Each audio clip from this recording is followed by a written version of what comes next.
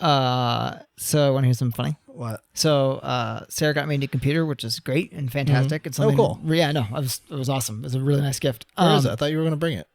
I left it at home. Yeah. I'm still really self-conscious about it. Self-conscious. It's really feminine. It's it doesn't go with my shirt very well. So I also don't want it to break or get damaged. And Sarah says I can't play video games on it. Yeah, no video games on the computer. Like it's not capable, or you're just not allowed? No, I'm just not allowed. I think it costs a lot of money. If it costs a lot of money, then you're supposed to play video games on it. No, I think I'm supposed to use it just for work. But that being said, I took my old... Don't play like stolen video games on it or something. No. But I may have joined Steam. But anyway, I was migrating all my old files over from my laptop. And so... We do a monthly download. That's work. It is work. Especially this last game I played. Which one was it? The Last of Us. Awesome. We'll get there. We will. But anyway, listeners, we'll get there. So what I found though, so I'm going through and I'm like shifting over all like my thesis and all my old acting stuff and just, like archived files, which are good because I had to find a monologue. Sure. But I ran across an old self-tape. So the new thing, it's really popular now. It was less popular. It was just starting to get popular when I got out of grad school. Mm-hmm. But like you record your audition and you send it to the casting directors and they pick it from that. Or they pick where they want to call you in. So you can do a lot more actors and it's cheaper. Right, so, but I found one from like right out of grad school, which is like 7 or 8 years ago. And I had that moment where like you look at yourself in the mirror and you're like, okay, I know I'm getting older, but I don't think I look any older. And then you see something from like 7 years ago and I was like, holy fuck. I was like, I was way skinnier and I looked way better and I looked like a baby. And I'm like, I've gotten old, kind of fat, and kids are hard. All of a sudden, like, shit, I look like the Crypt Keeper, don't I? Yeah. And I was like, I just like spring up out of that fucking coffin, it's doom. Just my hair's getting all wrinkles stringy. all over. It's not far off. It's bad. But then I promptly started sending it to our friends. And I was like, yes, as you should. I was like, I sent it to one of my classmates. I was like, oh my God, I found an old audition. She's like, you have to send it to me. And then I was like, hey, friend of ours, I found an old audition, and he's like, please send that to me now. I'm going to watch it on my TV. And so I'm just getting text messages from him who's saying I'm going to send this to his friend so he can watch it. Yes, and more importantly, they're going to just start like clipping you into popular movies. I listen if it gets me some work. I really want to, in this fantastic cold open, I want to plug a hashtag that is trending. I think it'll be great. So if we're anyone, just going to acknowledge the cold open today. Yeah, I'm going to acknowledge it today. All right. You can cut that. But anyway, I think if you want to post anything on the gram, you should hashtag Jason Bateman needs facial hair. I think it's a great trending hashtag started by a person that we may or may not know, that I want to... There's a hashtag called Jason Bateman needs facial hair. Yes. What is this in reference to? Someone we know, as a friend of ours, has shaved their stash. Okay. Because they're done working on a project. Sure. And he said he's going to donate it to Jason Bateman because hashtag Jason Bateman needs facial hair. Okay. And since I shaved today, I'm also donating my facial hair to hashtag Jason Bateman needs facial hair. Sure, I can join this. Yeah, I tried to tag you in it and I couldn't find you on Instagram, but I tried. So anyway, that's my stories for this week. No, this beard doesn't come off, people. This is... But what if you just like trim some of it for Jason Bateman, Chris? Hey, Jason Bateman's doing fine. I need my facial hair. Hashtag Jason Bateman needs facial hair. I look like a 12-year-old when I don't have my beard. I don't remember what your face looks like anymore. It's bad. I found pictures of myself with the goatee, and it's just like, oh, this must be what my father feels like when he sees his old pictures of a mustache. Your dad had a mustache? Oh my God, yes. You haven't heard that story? He came out of the bathroom one day when I was a kid, and he didn't have it, and I just started screaming. I thought somebody was trying to murder me.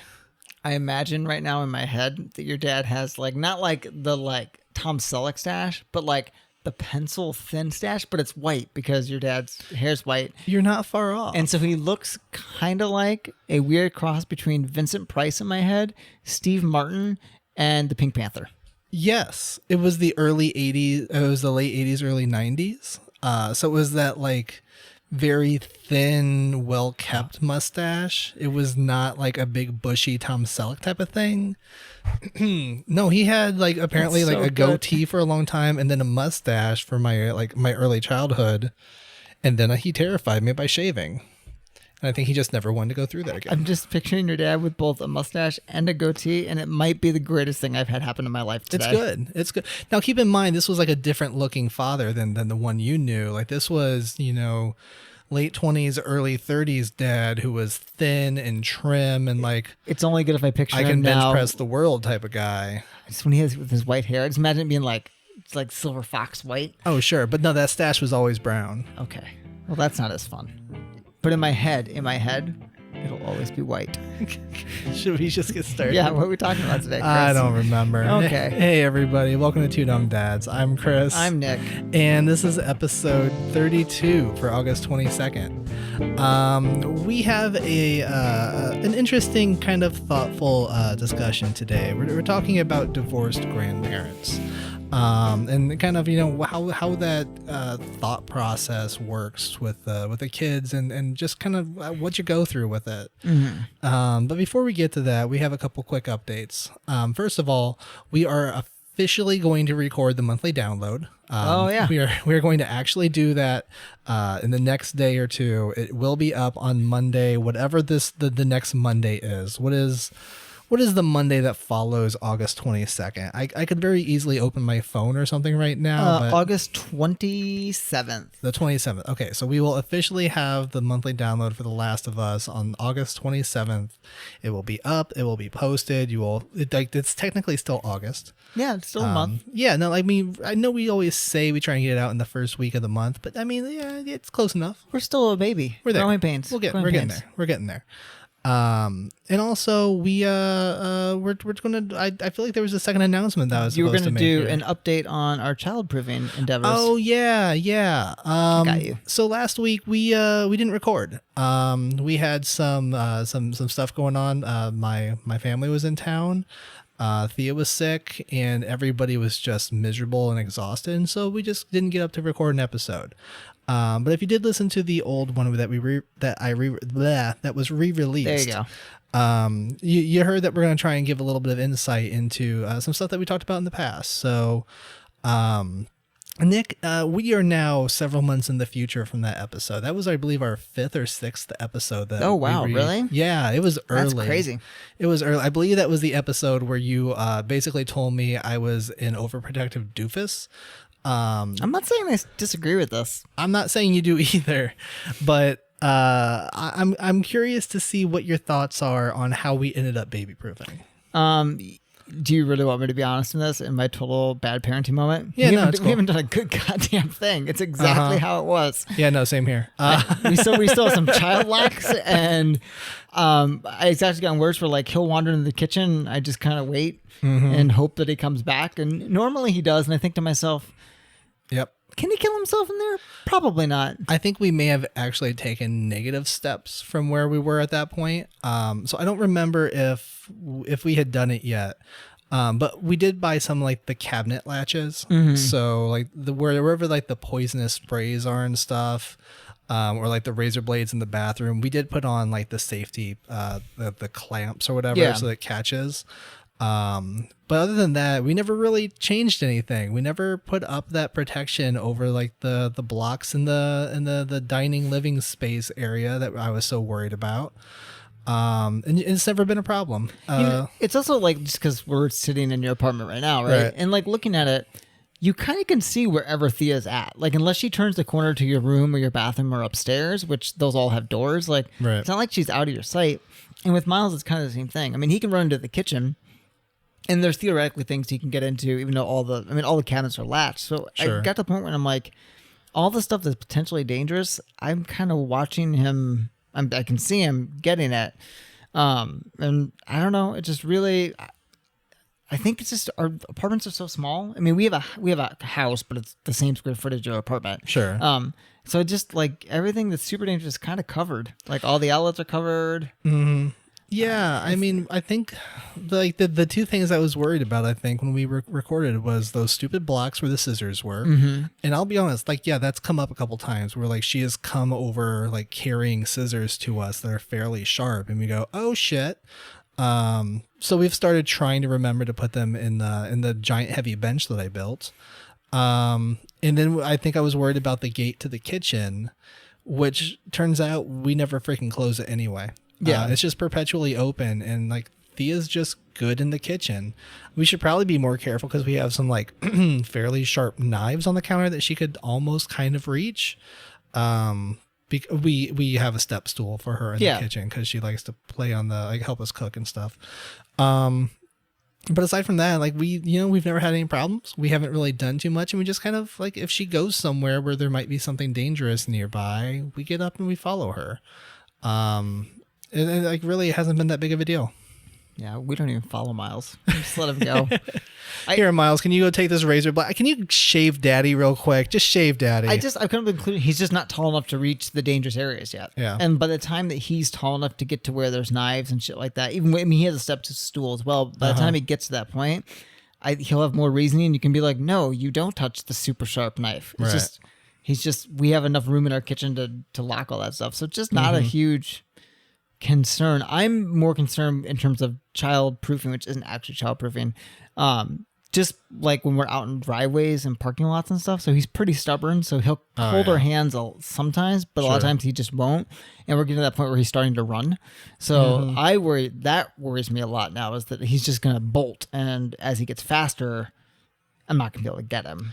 Yeah, we've kind of entered a phase where Thea's in that everything goes straight to the mouth phase now. So we're starting to back to the thing that actually worries me, like choking on pennies. Yeah, like we realize like we have little earbuds from our headphones that we leave out. And like fortunately Thea wants to stick those in her ears, which is arguably worse. Because if you don't have them in the headphone, they can get stuck. But for the most part, it's been fine. We're just doing a little bit better job of keeping little things picked up. Yeah. But yeah, like that's a quick little update of like where we are from that last time that we talked about this. I figure maybe we can do this every once in a while, just kind of give quick updates on things we talk about in the future, and just kind of like, hey, if you're ever wondering what happened, this is what happened, and this was the ramifications. Yeah. It's funny with the childproofing. I think it's one of those things you probably worry more about pre having a kid, and then you have a kid and you realize like there's some limited childproofing you need to do, depending upon your house. Sure. And it ended up not being nearly as big of a deal as I thought. Yeah, same here. Which is good. That's good.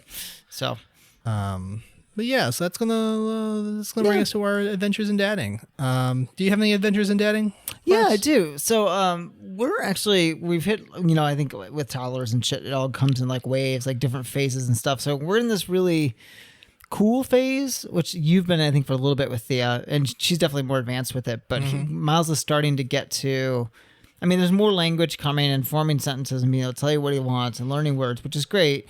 But he's also wanting to do more things on his own, which is also really cool, but also really fucking annoying. Super. Because sometimes you just need it's speed, right? You just like he hasn't done the get dressed thing yet, but his big thing is the worst. I know he wants to. Well, I'll get to this is part of my adventures in dadding, but he like wants to feed himself, and he's used the spoon, and used the fork, and like that's great, and it's really convenient when I want to do other things, so I can give him his yogurt. Let him. Wait, he's only just now starting to feed himself? No, he's been doing it, but he was never into it. He did it a little bit, but now I was going to say, if dude can't hold a spoon at 2 years old. No, he's going to hold a spoon for a long time. It's just a matter of he just didn't, or we would just do it because it was faster. Right. And so, or he would do it for a little bit and then you'd finish. But now he's at a point where he does not want you to fucking touch the thing. Don't fucking touch it. It's great when you want to go do something and you want to give it to him and go eat. It is horrendous when you need to go someplace and you don't want to clean him up. Because now it takes like 10 minutes for him to eat because, there's the eating it and there's the playing with it. The other thing, so that's that. So it's cool to watch him want to do more things and figure out how to do more things and become really independent. But he's also really, really stubborn. So he's kicked into, if he doesn't get to do it a very certain way, then if he wants to do something he can't communicate it to, then he whines because he's in like the whiny phase. Yeah. Which we just kind of let him do. And while that's the way I think you're supposed to handle it, it's really frustrating sometimes when you're like, I'm trying to give you what you want and I don't know because you don't have the word for it. And we're trying to make him use his words more. And sometimes he just doesn't want to. Sure. And so you're like, well, tell me what you want. And then he gets more and more upset. So you're like, do you just give in and give it to him? Or do you make him use the word that he has? Right. So basically terrible twos. Like we're that's where we're at. exactly. That's what it is. Which is great. Which is great. That's where he's supposed and to be. it's all developmental stuff, and he's it's starting before he's 2. So it's cool to watch, but then also epically frustrating as a parent. Right. That's For me, my adventure is my real adventure is basically what we're talking about this week. But just for the sake of giving you a little bit of vindication, I'm going to say that my adventure in dating is that Thea has officially started throwing temper tantrums. By my own definition. Okay. So your wife told my wife she's been throwing temper tantrums for a while. I mean, look, yes, I would say probably for a few weeks. But I think it's gotten to the point now where it's happening on a regular basis. And it's not the like screaming, kicking, and crying type of temper tantrum so much as it's like the I'm not going to do this and I'm going to hold out and I'm going to see if I can outlast you type of temper tantrum. Miles is under that. Does she do Miles does the cross arm look at you? No, Thea does the like I'm going to test my boundaries type of thing, or like I'm going to slap I'm going to like kick the floor and then look at you and like I'm not supposed to do this, but I'm doing it. Oh, we start timeouts for those. Or we start, or like she'll throw a thing, and see the problem is like we fucking tried timeouts, and then she was just like, all right, I'm gonna go grab the chair and put it in my timeout spot, and like fuck, that doesn't help any. But yeah, I mean, like if you're looking for like we'll be like, okay, Thea, if you don't do this, you're gonna get a timeout. And she's like, whatever. She'll go grab her chair and put it in the timeout spot. I'm like, well, shit. If you don't give a crap, then what's the good of this? But so we just wait her out. Like it's very much like, all right, we have that kinetic sand that she adores, and so it gets fucking everywhere. And so when it comes time to put it away, we're like, okay, like we're gonna help you get the sand off the floor and everything, but you need to help put it away and like put the toys in there, and then we'll close up. And if she's tired or whatever, she just like won't. She'll go either like find a new toy or like I want to go sleep or I want to go like not sleep. Nobody ever wants to sleep. Like she'll just like she just won't. She will just like no. And then she'll just stare at us and like she'll pout and it sucks. But you know, she's pretty good about like within 10-15 minutes, which I mean, look, 10-15 minutes sucks to sit there for 10-15 minutes. That's actually pretty fast. You hear about a lot of the parents' experiences. Sure. And I'm sure this is only going to get worse from here. Yeah, probably. But you know, we've been pretty fortunate. She doesn't scream and cry. I mean, look, sometimes she screams and cries, and that sucks and it hurts, and like I want to like throw myself off the building. But for the most part, it hasn't been too bad yet. It's happening though, and we're working our way through it. Sounds like Thea's doing what Miles started like 2 months ago. He started figuring this game out really early. When the crying didn't work, he'd move to the like pouting into the yeah. I mean, it'll get worse. All right, so I guess that's going to bring us to our topic for this week. So over the weekend, we had some family come into town. It was my wife's mother and her new husband, and we realized like kind of through this process.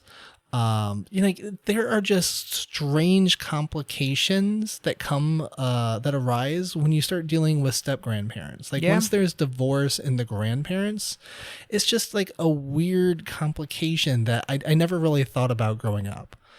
Well, you had more of it, but you had divorced grandparents though. Yeah, and that's the thing. Like, and which is why I say it's like a strange complication that I never thought about because like, I had divorced grandparents. I had a step grandfather that I was incredibly close to. Yeah. But for me, it wasn't really like a divorce that had happened. Like I knew the history once I got into my teenage years, but for the most part, just like, no, these are my 3 sets of grandparents. Which is good to note because I think this is going to be kind of where this ends up going. Yeah. Yeah. Not to jump the shark. And I should like, and I want to start this off by saying like, look, we had a great time. We had a great trip. Everybody was wonderful and lovely. That's great. Like we get along really well with, her mother and it would be literally her stepfather. Yeah. Legally, like that's what it is. Like all of that was great. And so this has nothing to do with like, people are terrible. Yeah. But like as we were kind of like preparing and like having conversations and everything, like it's just strange some of the thoughts that go through your head. And I thought so maybe we should talk about it this week and kind of see what our thoughts are about how we deal with it. Well, it's another one of those like complex family dynamics that until you're a parent, you don't give a lot of thought to. And I think it is kind of doubled in this generation of technology and social media. Because I know for us, or at least I should say for me, one of my first and like primary concerns with everything was simply like, there's that knowledge that whatever we say and whatever we do is going to be documented in pictures and videos, and all of this is going to be posted on the Facebook page that we've created for my daughter, that kind of keeps the family and some friends kind of in touch with her and like see how she's growing and everything. And so there's always that awareness that her father is going to see these pictures, is going to hear what we call her stepfather, is going to hear him being called grandpa when he's not here and all that kind of stuff. And I am always hyper aware of that. And it's strangely like weird for me because I'm always trying to like mitigate hurt feelings and stuff like that. So I guess the thing that interests me is when you say that. So I guess I have two questions. One of them spurring from just kind of knowing you and things you've said in the past, and also just my own thoughts on it. So I guess my first question is, I know there have been times where dealing with family dynamics where you've been like, don't give a fuck. Don't give a fuck. So it's interesting to me that like this is something you give a fuck about. Like you're conscientious of this, the way people feel, which is good. Like this is a good thing. But I've known you to sometimes just be like, this is the way it is. This is the way it is. I mean, look, I try to be, I am overly protective of my family. I am very aware of this. And so when I perceive something to be like, I don't know, like aggressive or hindering to my family, or like painful to them, I try and like, I kind of jump in with that like firm backbone, just like, no, this stops now. But this isn't one of those type of situations. Like this isn't like the people or whatever. This is just the awareness that this is a relationship and something that, that isn't, how do you say like this isn't what we planned for? It's circumstantial without it sounding bad, right? No, it's just it's life. It's literally it's like the definition of like shit happens. Like life. The divorce in and of itself wasn't bad for the family or anything. Like I don't think there were ever any hurt feelings or anything, and nor was the remarriage. But there is that awareness that like, okay, so what is Thea going to call the step grandparents? So her mother has remarried, and so this is grandpa. Yeah. And so, early on we discussed like, okay, so do we we're not going to just no, because we're not going to say like, okay, Thea, this is your grandma and like his name. Person's name. It's like, no, this is grandpa. This is grandpa. Like like one of the things I always try to do is I look back to my family. Like, okay, what was my relationship with my step grandfather? Like just calling my step grandfather feels weird because he was always just grandpa. But it's good to so we know what you're talking about. Yeah. So so for me, like one of the things we were thinking about was like, okay, Grandpa Ed, like my grandfather was Grandpa Ed, so this person will be Grandpa whatever. And that's just how it's going to be. But then I also realized like, well, the one thing we never had was like Grandpa Ed was never like on Facebook where Grandpa Ray was going to be seeing like Chris calling him grandpa, and he wasn't like, and it was like those weird dynamics. Like this is going to hurt. I think a couple things come to thoughts too, especially with my family dynamic where we do have a step grandfather, which is my dad, but also just because we have a whole lot of other family dynamics, right? I guess number one,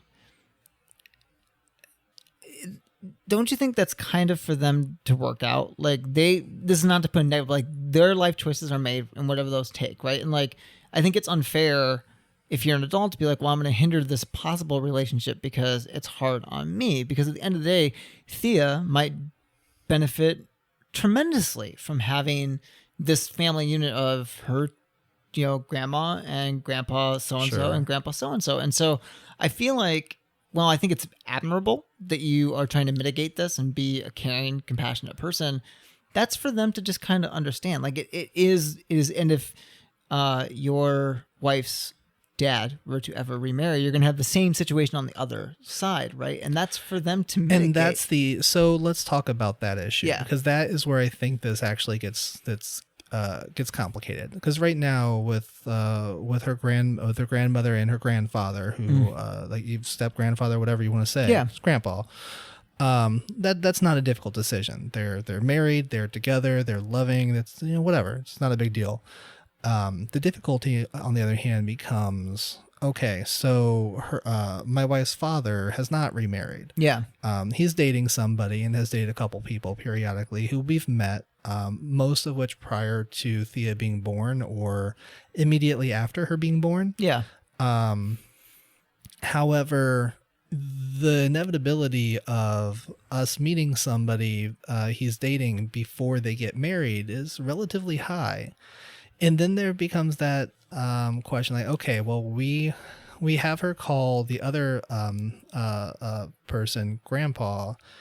Are we passing judgment or showing difference or preference if we say, well, you guys aren't married, so we're not going, like, we would prefer if Thea doesn't call this person grandma because, well, grandma and grandpa shouldn't be somebody who disappears? Or Yeah. do you just say, like, okay, well, sometimes people get divorced, like that's the way the world works? I mean, for me, I feel that is once I think Thea or Miles or anyone can understand these, at least start to get the terms, I think it's better to introduce the ideas and then just keep introducing them again and again and again until they finally fully understand it. I don't think you'll have a huge issue if your father-in-law is dating someone and they're, especially right now, if they're there and they're gone, like, because the kid, I mean, their minds are everything's so fleeting, right? Like until it's yes, but at the same time, they're also a sponge, right? So something I read, I could be wrong the other day, but it's like most kids don't formulate memories that they'll remember until they're 3. So I guess my point is next year. So next year, but next year it will start, right? And I can say that from like my family situation where I have multiple grandparents. I had someone that was a grandma. I didn't even know she was a grandma. Because they never called her that, but it had no effect on my relationship with them or had no effect. I just think if it's someone that is transient in this relationship, I think that you're fine saying this isn't grandma. And if Thea does call her grandma, that's a conversation that you can have with your dad and that person. And ultimately, if that's what Thea calls her, like I think it's not as big of a deal as it might seem because she might not totally understand, but if they're together that long, I mean, that might be someone who stays around for a while. So here's my thought process and why this could be troublesome. And I don't think this is going to be revelatory to anybody listening, but do you think right now that our kids understand mommy and daddy? I think we're going on a trip here, so I'm starting off simple. Yeah. This isn't a hard question, Nick. You're just supposed to say yes. No, because my son calls everyone daddy. Okay, let me rephrase that. Do you think our kids understand these are the two people who love us and are not going to leave? Yes. Okay. Then do you think at any point that they understand when we say like this is mommy and daddy is mommy and daddy, that they understand that, okay, so these are the people who were that for my parents? Yeah, but I think we're a ways out from that. Okay. So then would it stand to reason that if one of those two people were to suddenly leave without any explanation, that they would insert the possibility into their minds that, well, maybe mommy or daddy isn't going to be there anymore because their mommy and daddy aren't there anymore? So I can't say no to that because I'm not a child psychiatrist, just being blamed. But I think that at this young of an age that some of those people, if they're transient, that child may vaguely remember, if they remember at all. So for example, my biological mother has a sister, sure, who I remember had a convertible, and she was around a lot. And then when that whole thing happened, she wasn't. And it didn't really, like, I remember a car and I remember her as a person, but like it didn't have a gigantic emotional impact, but I knew that I liked her. Like I knew, sure. I remembered that, like there's that, like, oh, I like this person. And I mean, I'm using that as an example of someone who might be more transient and not super, like you don't see all the time, right? Sure. I think that kids deal with that a lot better than you think they do. Yeah, you're probably gonna have to deal with a little bit of as a parent, like, oh, why haven't I seen so-and-so? And you might have to explain it. But I think that a kid is much more likely to be like, oh, okay. And go, unless that person's been there for 10 years. Right. And Right. then it is a substantial part of their life. And I think that's different. But if it's someone who's in and out, or it's someone who maybe that's there for a year and gone, and they remember that person, maybe they like that person, and then they leave. I think But then that's kind of where my point comes with the choice of the name. Like if it's somebody who's just transient, then I feel like giving them the title grandma, grandpa, whatever is I don't want to say no, yeah, I'm going to say inappropriate. I think it's something where you're establishing a relationship that isn't present. For the sake of making another grandparent feel good, or like feel like they're winning the fight or the divorce or whatever. Whereas simply saying like, look, we don't have any problem with you, with them, with anybody. It's just we kind of prefer we don't like give this title to somebody who may leave. So I guess my question then is, what I would love to ask you is, two things. I totally agree with you if it's someone that's only been in their life for maybe a year or two, and it is a very casual relationship, what we would call dating, right? Or Sure. like long-term dating. I think it changes when they've been together for like a long time, even if they're not married, but are together for 10 years. But what I would ask is, what do you do if Thea were to refer to that person by one of those names? Because then it's less about dealing with the adult and more dealing with your child. And how might you navigate that issue? So let's use a theoretical theoretical scenario where my daughter were to meet a relatively new relationship, and like, oh, hi, grandma. I think what I would probably do is I would probably say like, oh, this is grandpa's whatever. This is their name, and this is who grandpa cares very whatever about. Whoever cares very whatever about. And if somebody, admittedly, I think if somebody pushed back in front of my daughter with that, I think that's where, big angry Chris would come out. Yeah. And like, the death stare, get to, backbone, whatever. Like, I'm a huge wuss, but yeah, no, I hear what you're saying. and I think that's probably how I would handle it, for better or for worse. And that's the thing. I don't know if that's for better or for worse. I mean, I ask because, so here's the thing. I worry about the adults doing something like that way worse than I do the kids. So like Patrick, for example, right? Like what do we call Patrick? And so Fucktard. Well, yeah, but it's not what I can tell Miles. So when we have to explain, he'd be like, well, this is my body. I mean, you have to go through the whole thing. And it's like, well, does that mean he's my grandpa? And there's that part of me where I go, no. But then there's also that part of me that goes, do you want him to be? And then I can go to Patrick and be like, so listen, if you want this, right? And he may not, he's not ever really pushed to like, but I was like, if you want this, right? You want to have that responsibility, like then you and I can have the conversation about how we do that. But I don't want to just, in that situation, I don't know if I want to deny my child this thing that he's making a decision, because as an adopted child, I made that decision with a lot of my relatives, like aunts becoming sisters, and uncles becoming brothers. And my grandfather's,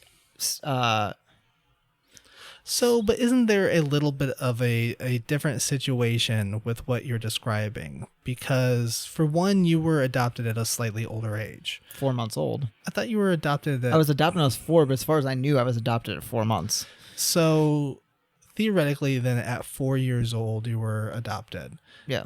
Which is when those people became that relationship. But it's important. And more important... go ahead. Sorry, but it's really important to note in this that I didn't know that anything changed when I signed and those papers were signed. It didn't. Okay. It didn't. I didn't cognitively understand that it changed any family dynamic I already had. So, I guess, I guess in part of my mind, I can't help thinking that there's a level of protection that goes with being a parent. And some of that is knowing the world around you better than your child does. Yeah. And even though the child may want something or somebody to be whatever, that doesn't necessarily mean that it's going to happen. When I was a kid, I may have wanted Hulk Hogan to be my father. But first of all, that was a terrible decision.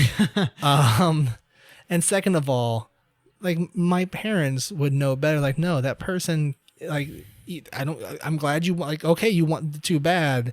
He's a terrible person. he's not going to be your father.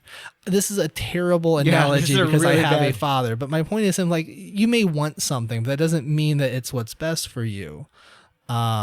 So I think saying like, well, if the child wants this person who's had no relationship with anybody and shown the and to be clear, I'm talking about you and Patrick in this situation, not anybody that I have been talking about, because I want to make sure I'm throwing your family under the bus, not my family. That's totally fine. I feel like if you're going to say like, hey, there's this person who's never shown the ability to be an adult and have this type of relationship with someone, maybe the right move is to protect your child from having to go through that. Yeah. No, you're right. And so my answer to that would be, if I was protecting my child, it's the conversation I have with that person outside of my child being there. But I think that if that person has been around long enough that your child recognizes them as a grandparent, I think you have two different conversations you have to tackle. Yeah. You have to tackle what you want your child to call that person, and your child may call that person whatever they want to call them, whether you want them to or not. I mean, I'm just to be honest about it. And then also the discussion with that individual about what their responsibilities are if they want that, right? So my grandpa had a wife, like I guess to be my step grandmother that I didn't really know, with my mom's first husband, who I never knew her as grandma. I just knew her by her first name. And I didn't realize until I was older to be like, oh, well, that's this person's wife. That makes her my grandma, right? Sure. But what happened with that, because I had no relationship with him, that grandfather, I had no relationship with at all. So I didn't make that connection that, oh, well, this person's married, until I was older. And then at that point, I had enough cognitive ability to handle it.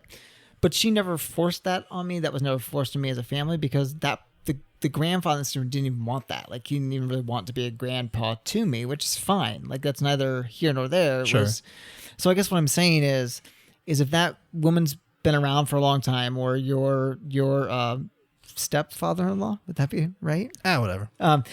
He obviously wants that role, and you guys have maybe. So because I don't know, look, I don't know what situations are like with him specifically, so I feel kind of uncomfortable using him as a literal person in this conversation. I think this scenario is more what I'm trying to approach as a thought experience. Yeah.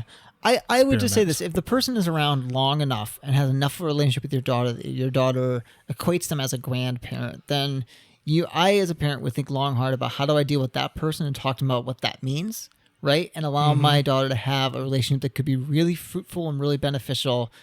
Because if they've been around that much, then they're hopefully probably staying, in my mind. I mean, we've all had long relationships, though, that didn't work out, right? So at what point then do you say, well, so you're right, but then where do you draw that line? Like, is it marriage? Does it have to be marriage? Is that the thing that dictates them being a grandparent? I mean, theoretically, yes, it is, right? But what if they get divorced again? I mean, no, that's a thing. That's a thing. So that's why I look at more of a time element of it. How long have they been around? How much have they been engaged in that person's life? How much have they interacted with this person? How much has this person given them and shown them love? Yeah, I don't know the answer. That's why this is a conversation. I'm just making points, like, and they're good points, and it's why, like, on the one hand, I feel like the right answer is probably yes. Like, if they're present, if they're kind, then yeah, you just kind of go with the flow and you call them whatever you call them. But at the same time, I feel like, no, it's like it just feels wrong. It feels wrong. It's like, no, that's not what you do. That's not what you do. I guess, and that's the thing, because I have such a weird, complex family. I'm just kind of like, well, it just kind of happens. Like, it's just like, or you just never refer to the other person as anything but their first name, and that's how your daughter learns them. And I mean, there's the argument to be made, I suppose, that look, divorce is something that is prevalent in the world, and being aware of it within your own family is something that's worthwhile, because you're going to see it in other people's family. It's not like you can protect your child from the concept of divorce. No. And also, like, what do you, at that point, I feel like if you're trying to do that, then you're protecting your child from the real world, because like, this is the kind of families you encounter. It makes your family different and unique, and I think there's an innate, not that, I think there's a net positive to understand the uniqueness of your family Sure. and how it is different and how you can embrace that and love that. And the more people that can love your kid, I think the better. Yeah. So I think the thing that this started with is the thing I think I want to go back to. Yeah, sorry. In a way. No, it's okay because this is deep fucking rabbit hole. No, because this is a valuable conversation that went in the direction I totally did not intend for it to go. But one of the things that, like I said initially, like the whole concept of like trying to protect other people on social media. I'll share a brief story of something that happened, and I want you to tell me whether you think I did a shitty thing or who gives a fuck. Shitty thing. Wait, what? I mean, no, sorry. you're probably like, yeah, I kind of just always default to shitty thing. So when my in-laws were here, they brought gifts for Thea, and it was very sweet. And we took lots of pictures and opening them up and everything like that. And then my I don't know, Thea's grandfather, step grandfather, however you want to say it. Thea got up on his lap and they read her a book. And it was really cute and it was really adorable. So I recorded a video of it. And as I was recording it, I realized like, shit, like here is a video of everybody like, oh, look, Grandpa's showing you this, Grandpa's showing you that. And all I could think was like, I know her other grandfather is going to be like watching this page to see what happened. I know he's going to see this video. I know he's probably going to be hurt by this because I remember there are very few moments when my dad's mother and father were in the same room, but I do remember how pained my grandmother was when she heard me refer to my grandfather's wife as grandma. And like, I just like, it was very clear to me as somebody who at that point had understood the story. Yeah. And so I wanted to save him that pain. So what I ended up doing as kind of like a workaround was I ended up posting it to Facebook after a while, but like I threw it at the end of a really long string of pictures. It's like the last and it's like, it's one of those things like you have to click through a lot of pictures to find that video. Yeah. And I do that with a lot of things kind of as like, look, if you're actually looking at these, you're going to win the prize of like of a cute video of my kid. Cause look, this whole thing's like, if you're in this freaking group, it's because you want to see pictures of my kid. Yeah. But I figured that way it's like, look, you kind of like, I might be able to hide it if you're like, maybe like if there's gonna be a lot of posts in here this weekend, maybe it'll just get buried and people won't notice it. And was that the wrong thing to do? Should I have like, here, everybody look at this wonderful video of her and her grandparents? I mean, so you're a way better human being than I am. Number one, no, I think that's actually a really nice way to hit a compromise, because I don't think you should not share that video if you're going to share videos, because that's a moment between them with their granddaughter, and that's important. But I also feel like I understand as a person how if you're the other grandparent in the situation, that can be hard and that can hurt. But again, you're the adult. I'm going to sound really shitty. Let me preface it. I'm going to sound like an asshole here. So that's fine. You expected this to be the asshole episode. Yeah, I don't think you're an asshole. I think you did the right thing. I think you did a very kind thing. In my opinion, I would kind of be like to the other grandparent, I'm sorry, too big deal. I'm too fucking bad. Like, I know that it hurts. I know that it's hard, but like, again, I default to this. If my child is going to be loved by more people, right? There are more people to show him love and support and blah, blah, blah. Then like, if I'm the adult in this situation, you know what? That's best for that kid. And at that point, like I gotta suck up my hurt. I gotta make sure my kid doesn't see that hurt and be okay with it. And that's how I feel about a lot of stuff. And so if the other grandparent is watching it and being like, well, that hurts, makes me sad, and I wish that I would have that experience. Okay, that's fair. No one gets to know that. No one, especially the kid, ever, because it impacts you. So in my opinion, as an adult, I'm not saying you can always do this. Like, I have to look at it as like, well, this person is caring and seems to be fostering this young person who I care about's life, and I get to do that too in my own way, in my own relationship. So like, I just kind of need to be okay with it. So when we get to like the social media posting, fuck it. Like, it's a good memory. It's a good memory to keep. It's lucky we can save these things, right? Like, that we can document. And I, honest to God, feel like if an adult can't handle that, then... I mean, but we also kind of document everything. Like, I have 30 pictures of my kids smiling yesterday. Not like smiling at a special thing, not smiling at a... Like, it was just like, hey, we're sitting on the couch. I don't know, I'm bored. You want to take a picture? Sure. Cheese! I'm fine with document. I think it's great. I think it's something that when I look back, like, I wish there were more pictures of me as a kid, because there's, like, normal pictures of me as a kid, because I mean, I agree. I wish there were more pictures of me as a kid, because I think there's pictures of me through like 5 and then nothing. Same way. But at the same time, like, if there were the number of pictures of me as a kid that I have of my daughter for the first 2 years of her life, like, if that trend were to continue, and it's going to continue because social media, phones are like, we have a camera on us 24/7 now. I think my entire attic would have been full of pictures of me.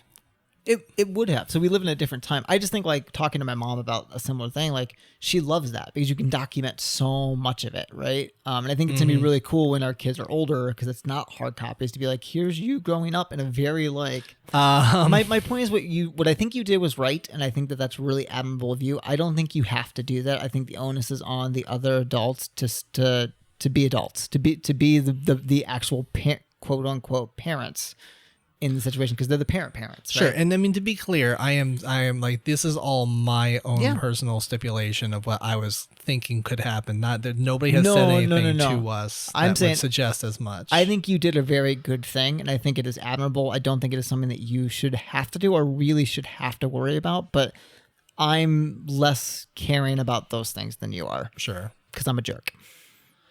But it's hard, right? I mean... Well, I think we're going to call it there. Yeah. So if you have any thoughts or experience with this, I would love to hear your thoughts. If you could reach out at emails@twodumbdads.com. That's emails at the number 2dumbdads.com. We'd love to hear your experiences and your thoughts on how raising a kid with divorced grandparents can function, and what good strategies are. I mean, this is going to be a whole adventure for us as we're going through that, and so we'd love to kind of see what some of the things other people are doing. But that being said, this is the moment where emails happen, and we don't have any. At least I don't think so. I'm having a hard time getting into the official email. Can you get into the emails? No. All right, so we're just not going to do emails this week. So with that in mind, let's move on to everybody's favorite segment, Nick's Baktastic Ballyhoo. Nick, what you baking? Well, I've started my own recipe book now, which I might have mentioned last time, but I might not, that my wife got me. Cool. So I've perfected bagels, or for the most part, what I think an old-fashioned bagel is supposed to be from pictures and research. I got that. I also started making a new recipe, which is a strawberry, basil, rosemary infused butter scone, which I need to tweak a little bit. But I also went back to the Quad City style pizza this weekend. Awesome. But I did it with my sourdough starter. Sweet. So I really tweaked the recipe, and I think I got it pretty fucking close. I took out a lot of things that I think were making it not quite right, and got it much closer. But with the sourdough starter, it added a little extra element to it that made it more of my own. So I've added that to my recipe book. Oh, cool. So and now this week I will be making bourbon bread, which you will be getting a loaf of, because it's a double loafed bread. Bourbon. I'm excited about it. Is there bourbon in it? Yes. Yes. I know. Is it baked out? Yeah, probably. Oh man. But it'll still taste like it. Can I pour more bourbon on it? Sure. Bourbon. Soak it in bourbon for all I care. I'm just gonna soak that shit in bourbon. You cut it in little squares. So squares of bourbon? Mm-hmm. Oh, Nick, it's squares of bourbon. I love bourbon. It's edible bourbon. It is. So what kind of bourbon are you gonna use? Tin. I have it at home. It's a Denver bourbon whiskey. This already sounds fancy. I'm excited about it. I thought you were gonna say, I don't know, Jack. No. They recommend using a bourbon that you like to drink. So you're going to get wow, you're going to spend money on this, huh? You won't spend money to drink bourbon, but you will spend money to bake with bourbon? Yeah. I love bread. All right. I love bread. For the record, I also baked something this week. What'd you bake? I baked Grand's cinnamon rolls, and I just want to say they had I used the most amazing, fantastic cinnamon frosting that came with it. I formed it in a nice 5, like the die shape of a 5. It was the perfect form to make sure that all the cinnamon rolls had the proper consistency and the tightness of the tuck and the spring form roll shape. I don't know what I'm talking about. Actually, but they were delicious. If you go to our Instagram, you can see that I also made cinnamon rolls last weekend, and they looked fucking great. It looked like a recipe. It looked like it was made in a restaurant, and also they were soft inside with a little crisp outside. They were perfect. That does sound good. I made them perfectly, except for one cinnamon roll that looked like a phallic symbol, which I will post because I've been saving that picture to post to the wall until we talked about it. But hashtag yes cinnamon rolls, hashtag my cinnamon rolls kills your cinnamon rolls because they were fucking awesome. I mean, mine were cheap. Mine were too. This is my own sourdough starter. Fine. All right. Well, that's going to bring us to recommendations. Did you make a penis cinnamon roll? No. Kind of. There actually was one that was vaguely phallic. For the record, one of them did have a little slope on it. That Aaron ended up having that cinnamon roll, which isn't supposed to be a statement of like her liking phallic shaped things. This is purely just look, I ate cinnamon rolls quicker, and Thea had a cinnamon roll because she's a toddler, and so the last two were hers, and so she got the phallic shaped cinnamon roll. Your wife ate the penis cinnamon roll? She had the penis cinnamon roll. That's so good. So my recommendation for this week, I'm going to recommend a book. It's called Pin Action, Small Time Gangsters, High Stakes Gambling. And I don't know what the rest of this fucking title is because it goes on forever. It's by Gianmark Manzini or something like that. I don't know. Look, I don't care whatever the name of the guy is. It is a really interesting book about the New York action bowling scene. Okay. So for anybody who doesn't know, such as myself before I read this book, New York in like the 60s and 70s had just tons and tons of bowling alleys, just like everywhere else in the world. But what I don't want to say what made New York special because I don't think it was special, but one of the things that this book is about is the action. So basically gambling on bowling and how people did it. So it's all about the personalities of the New York City action bowling scene. That's fucking awesome. It has some of the like stories of instances that happened, how people would cheat at bowling, like some of the games they would play. Like you would like specifically set up. Like your goal was to get the 7-10 split, where it's the hardest thing to do.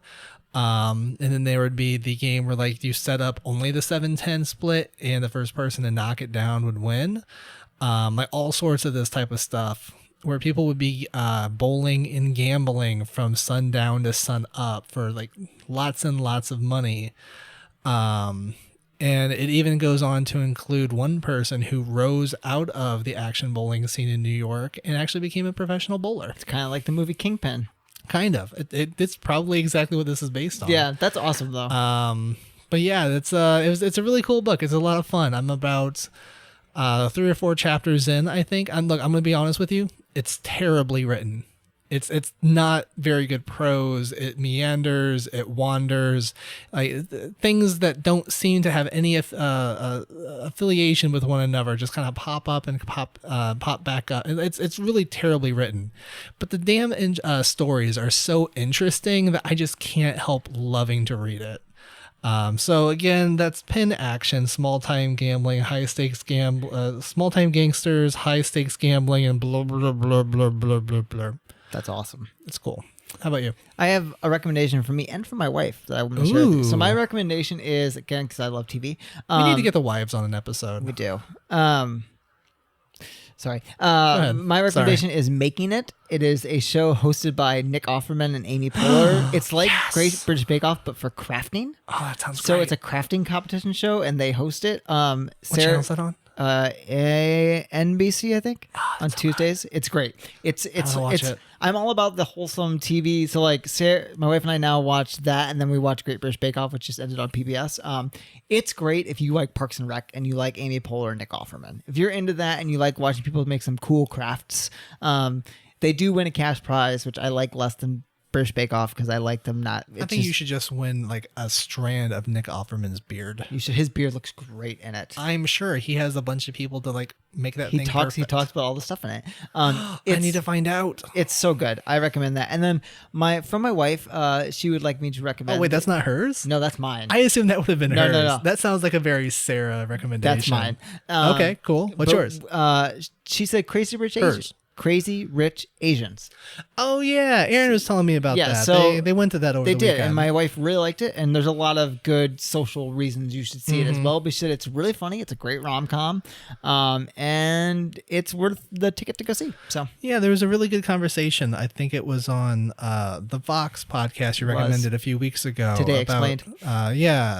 There's kind of talking about somebody who felt recognized through that film. Well, they talked about on that podcast, this speaker, she's a critic for LA, basically it's like Spanglish, but it's a different like Manglish, like Mandarin and English, and like how they use that and the food culture, and basically just saying, hey, here's this culture that's not been represented in film at all. It's been 25 years or 22 years since the Joy Luck Club. So it's it's right. Think about that, since there's been a full Asian led cast. Yeah. And so it's kind of groundbreaking in that way, and it's supposed to be really funny and really good, and my wife really loved it, and so she recommends that you go check it out. Oh, cool. So we'll have to do that. Yep. Well, I guess that's going to do it for this week. You can find me at Chris Moss again on Twitter, and on at Rampant55 on Twitch. There you go. You can find me at nwestermeyer on Twitter. You can find me at nwestermeyer on Instagram. You can also find us on Twitter at 2_dumb_dads, and you can also find us at our Instagram page at 2dumbdads. And I guess we have a website too, which is probably where you're listening to this. But hey, we have a website called 2dumbdads.com, the number 2dumbdads.com. Oh, and if you are listening to us on any one of your mini podcatchers like iTunes, please rate and review and subscribe. It is a huge help, and we would love to get feedback on that kind of stuff. Absolutely. So until next time, be well.